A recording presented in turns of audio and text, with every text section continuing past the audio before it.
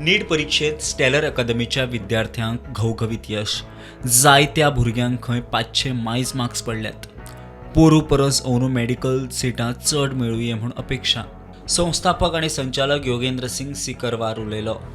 I am happy to inform that this year also students of Stellar Academy has done excellent in the NEET exam.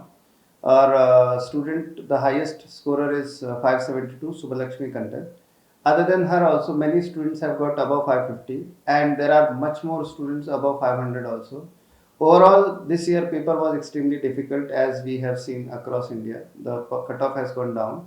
But despite the tough exam, our students are able to score really good in the exam.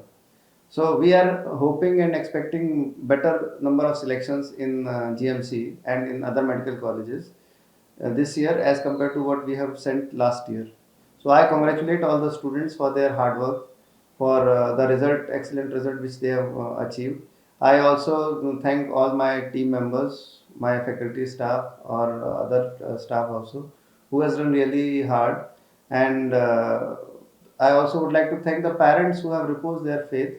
And I'm thankful to God that we could, stay positive and we could maintain the legacy of result which we have produced all these years.